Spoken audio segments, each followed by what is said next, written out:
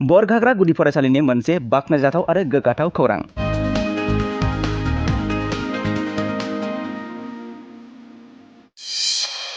गुबुन हारिनि फरायसाफोरखौबो फोरोंथाय होदों 618 नं बरगाग्रा गुदि फरायसालिया।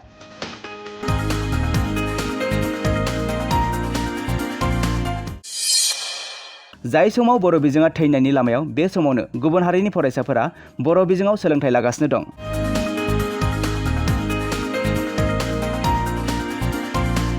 नंगौ, बाक्सा जिल्लानि सिङाव थानाय बरगाग्रा गुदि फरायसालिया बर' हारिनि फरायसाफोरखौ फोरोंथाय होनायनि अनगायैबो गुबुन हारिनि फरायसाफोरखौबो फोरोंथाय होदों।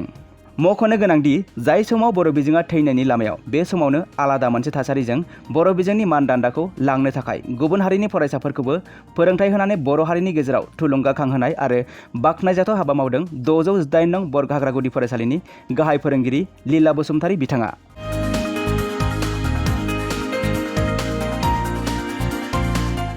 थारैनो जों बे समाव बुंनो नांगोन दि बर' हारिनि फरायसाफोरा बर' बिजोंखौ गारनानै गुबुन गुबुन बिजोंजों सोलोंथाय लादों, नाथाय गुबुन फारसेथिं गुबुन हारिनि फरायसाफोरा गुबुन बिजों जेरै असमिया, इंराजि बिजोंनि फरायसालिफोराव सोलोंथाय लायालासिनो बरगाग्रा गुदि फरायसालियाव सोलोंथाय लागासिनो दं। आरो बे बरगाग्रा ओनसोलनि गासै बर्मनफोरा बर'फोरजों थानानै बर' हारिनि आसारखान्थि, धोरोम, हारिमु, बर' राव गासैखौबो नाजावजोब्बाय।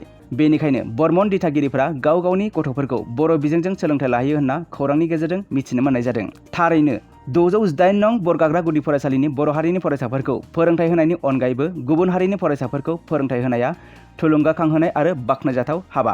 दानिया फैदो 618 नं बरगाग्रा गुदि फरायसालिनि गाहाय फोरोंगिरिया मा फोरमायखो आरो गुबुन हारिनि फरायसाफोरा बर' बिजोंनि फरायसालियाव माबोरै सोलोंथाय लायो आरो बिथांमोननि बर' राव बुंनाया माबायदि बेखौ जोंनि बड'लेण्ड बुब्लिनि गाहाय सुजुगिरि राकेश रामसियारिनि जर'ख खौरांनि गेजेरजों मिथिना लानि।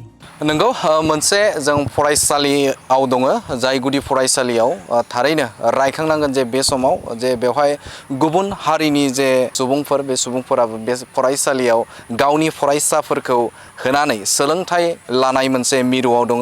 थारैनो रायखांनांगोन जे बे समाव आं दङ जे बाक्सा जिल्लानि सिङाव थानाय बरगाग्रा गुदि फरायसालि, बे फरायसालियाव आं दङ आरो बे फरायसालियाव जों खौरां मोननाय बायदिब्ला गुबुन हारिनि जे फरायसाफोर थामहिनबा दिथागिरि बिथांमोना बे फरायसालियावनो जे सोलोंथाय होदों, गावनि फिसाखौ बे समाव सोलोंथाय होनायखौ जों मोनथिनो मोनदों। आरो बे फरायसालियाव जोङो बा फरायसालिनि गाहाय फोरोंगिरि, बे फोरोंगिरिनिफ्राय जों मोनथिनो थाखाय नाजागोन थारैनो बे समाव बिथांमोना बा दिथागिरिया बे समाव बर' बिजोंजों सोलोंथाय होनाय बाथ्राया थारैनो नंगौना नङा मोनथिनो थाखाय नाजागोन। फरायसाफोरजों जों सावरायनो थाखाय नाजागोन जे फरायसाफोरा बे समाव आबुङै बर' रावखौ रायज्लायनानै थामहिनबा बिथांमोना फरायनो हागोन ना हाया बेखौ जोङो मोनथिनो थाखाय नाजागोन।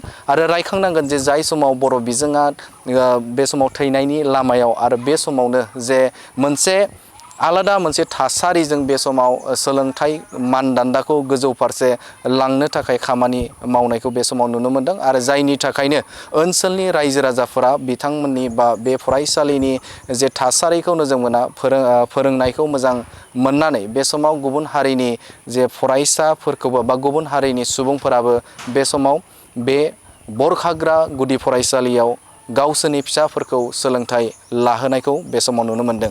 नंगौ, बे समाव आङो रायज्लायनो थाखाय आरो मोनथिनो थाखाय नाजागोन जे बे बरगाग्रा गुदि फरायसालिनि जे फोरोंगिरि बिथांनिफ्राय मोनथिनो थाखाय नाजागोन।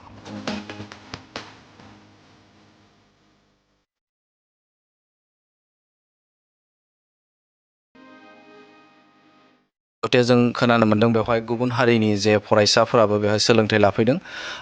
थंखौ मिथिनो थाखाय नाजाग्रोन। आंनि फरायसालिनि मुङा 618 नं बरगाग्रा गुदि फरायसालि। बे फरायसालिया 1948 मायथाइयावनो गायसनजानाय। बेयो गिबियावहाय मोनसे ओनसोलारि हिसाबै बरगाग्रा रेभिनिउनि सिङावमोन। आथिखालाव खाथि खालायावबो गोबां फरायसालि जाबाय। बरगाग्रा रेभिनिउआव दासिम गंथामानो जाबाय। ओजोंहाय दैलाजानाव गंसे दङ आरो खाथियाव दं करनकाटा। अब्लाबो नैबे 618 नं बरगाग्रा गुदि फरायसालिया गिबिसिनाव जानानै दङ। बेफोरनि मादाव बियो सिगांसिन गायसनजानाय। ओरैनो जों खोनानो मोनदों बेहाय गुबुन हारिनिबो फरायसाफोरा फरायो। साबैसे फरायो? गुबुन हारि एबा बर्मनफोर दङ। दासिम देग्लाय बोसोराव 7 जन दं। बिदिनो बोसोरफ्रोमबो थायो।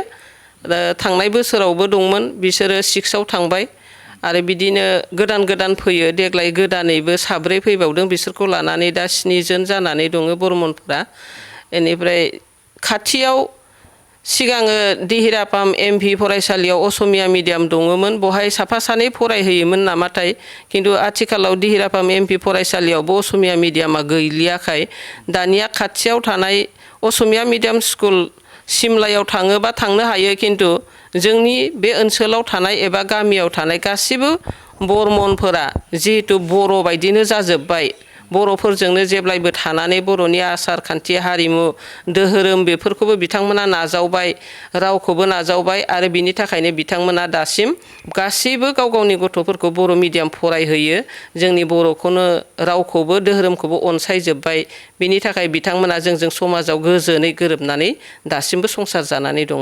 रावफोर रायज्लायनायाव सोलोंथाइ लानायफोराव माबायदि जायो?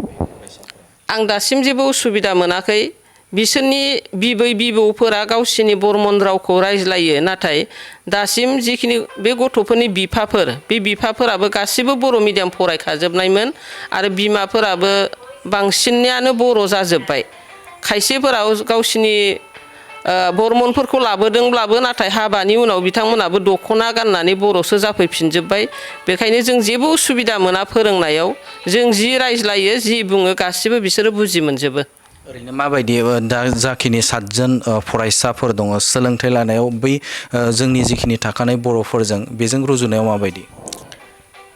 रुजुनो नायोब्ला जेबो हेरफेर गैया जोंनि जिखिनि बर' फरायसाफोर दं आरो बरमनफोर गासिबो समान बुंनो थाङोब्ला बिसोरबो जोंनि बर' फरायसाफोरजों समान नम्बरफोरखौबो लाखिनो हायो समान फेर फाथिनो हायो खन्थाइ आवरायनायानो जा बायदिसिनानो जा बबेबा मोनसे प्रग्रामफोरावबो बाहागो लाफानो हायो बादाबादि नांनोबो हायो देंखोफोराबो गुबुन रावनि बायदि जाया एखेबारे बर' बायदियानो जायो ओंखायनो जोङो बिसोरखौ फोरोंनायाव जेबो उसुबिदा मोना आरो। गार्जेनफोरनिफ्राय माबायदि मदद मोनो? गार्जेनफोरनिफ्राय जों जेब्लायबो मोजां मददखौनो मोनो बिथांमोना जोंजों मोजाङै सोमोन्दो लाखियो जोंनि SMC आवबो बिथांमोननिफ्रायबो बिबान दङ माट्रिकटआवबो थायो आरो जोंनि SMC एबा फरायसालि सामलाय आफादावबो बिथांमोननिफ्रायबो जों सोद्रोमा लाखियो गासैबो जोंजों मोजाङैनो कपारेसन खालामो। स्टाफआ साबेसे?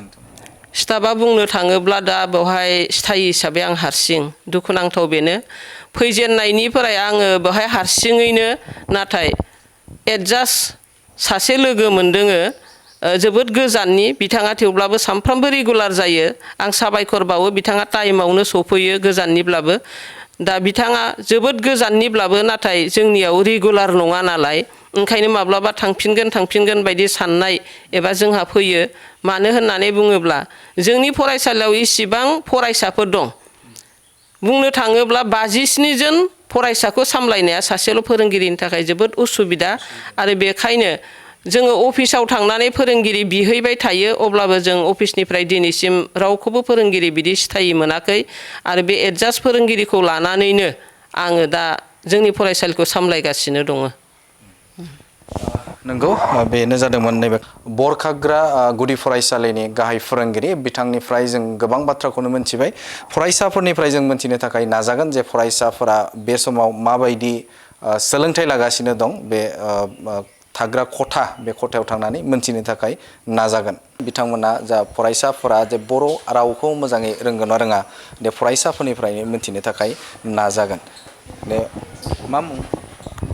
खुलुमबाय आंनि मुङा रुमि बर्मन आं थाखो बायाव फरायो आं 618 नं बरखाग्रा गुदि फरायसालियाव फरायो आंनि आफानि मुङा अतुल बर्मन आंनि आइनि मुङा मीनाक्षी बर्मन।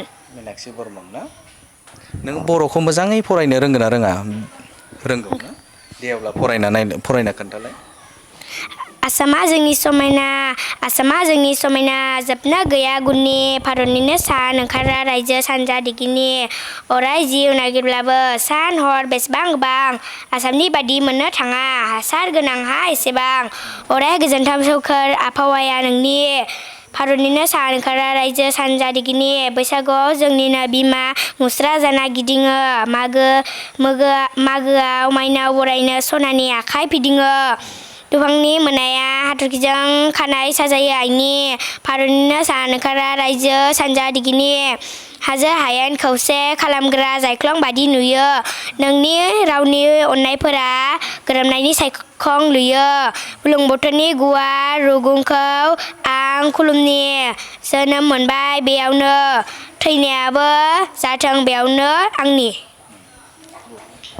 गुड जोबोद मोजां जादों देनां देरोब्ला मा जानो लुबैयो बिनानावा गिदिर जायोब्ला मा जानो लुबैयो डाक्टर जानो लुबैयो डक्टरा मा खालामो डक्टरा मा मावो डक्टरा गोबां लोमजानायफोरखौ फाहामथायो बेनि थाखाय माबेजों फरायब्ला डक्टर जानो हायो मिथिगौ ना साइन्स फरायब्ला डक्टर जानो हायो दा बेखौ सारमोना बुंदों ना सारमोना खिथादों ओमफ्राय नोंसोर बर' रायज्लायनो मोजां रोंथारगौ ना बर'खौ रायज्लायबाय थायो दा न'आव रायज्लायो आइमोना आफामोना बर' रायज्लायो बर' रायज्लायो ना बरखाग्रा गुदि फरायसालिनि सासे फरायसा दङ जाय फरायसाया बर्मन टाइटेल थामहिनबा गुबुन हारिनि आरो बे समाव बर' बिजोंजों सोलोंथाइ लागासिनो दं आं फंबायनिफ्राय मिथिनो नाजागोन थङा मा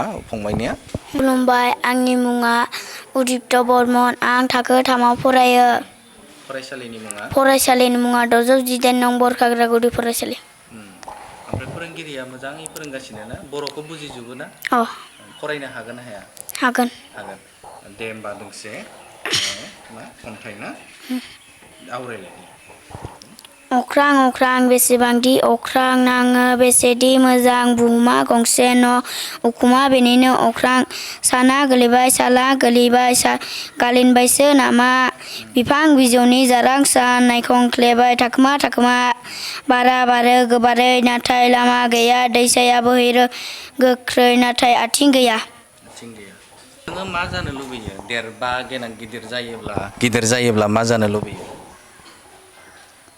जिउनि थांखिया मा जानो लुबैयो नों आर्मि मिलिटारि फोरोंगिरि मा जानो लुबैयो देरबा गिदिर जाबा पुलिस साख्रि नों पुलिसखौ नुगोना नुवाखै नुदो माबायदि लायो बिसोरो पुलिसफोरा मा लायो माबायदि थायो सिलाय लायो अब्ला नों हारिखौ सिबिगोन हादरखौ सिबिगोन होनबा पुलिस जानानै देरबा पुलिस जागोन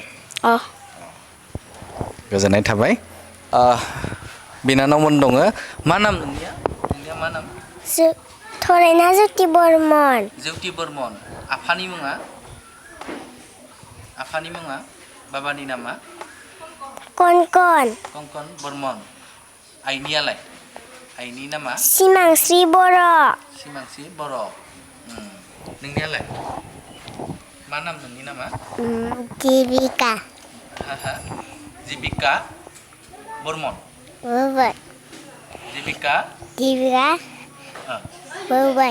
बर्मन मा थाखोआव फरायो दा नोङो क थाखोआव मा नाम नोंनिया सानसोरां बर्मन सानसोरां बर्मन बाबानि नामालाय दानेल बर्मन नों न'आव थांनो लुबैबाय नामा थांनो लुबैथ'वाखै ओंखाम उखैबाय नामा उखैथ'वाखै आइनि नामा नाम आबै मानि नामा रिजिया बर्मन थारैनो रायखांनांगोन जे गुबुन हारिनि जानानैबो बे समाव बरखाग्रा गुदि फरायसालियाव गुबुन गुबुन हारिनिफ्राय फरायसाफोरा बे समाव सोलोंथाइ लाबाय थानायखौ जों मोनथिनो मोनदों स्पेशेलि जोङो जाय फरायसाफोर दं बे फरायसाफोरखौ जों मोनथिहोनो थाखाय नाजादोंमोन जिहेते बे समाव गुबुन हारिनिफ्राय फैनाय जे फरायसाफोर बे फरायसाफोरनिफ्राय जे बे समाव सोलोंथाइ लानाया माबायदि जादों थामहिनबा जे बे समाव बर' रावखौ रायज्लायनो आबुङै रोंगौना रोङा आरो फरायथिनायजों लोगोसेनो बिनानावमोना बा फंबायमोना बे समाव दिन्थिफुंबाय थारैनो रायखांनांगोन जे बे समाव जाय समाव बर' बिजोंखौ गारनानै गुबुन गुबुन बिजोंफोराव थांनानै सोलोंथाइ लानायखौ जों नुनो मोनदों नाथाय बेवहाय आलादा मोनसे थासारिखौ जों नुनो मोनदों गुबुन हारिनिफ्राय बे समाव बरखाग्रा गुदि फरायसालिनि जे सोलोंथाइ खोन्दोआ जिहेथु मोजां जानायखौ नोजोर बोनानै ओनसोलनि थागिबि गुबुन गुबुन हारिनि जे हारिनि सुबुंफोराबो बे समाव बर' बिजोङाव होनाया जोबोदनो थुलुंगा आरो बाख्नायजाथाव होननानै जों बुंनांगोन। बे समाव नोंथांमोननो बड'लेण्ड बुब्लिनि गेजेरजों बे खौरांखौ नोंथांमोननि गेजेराव होबाय। गोजोन्थों।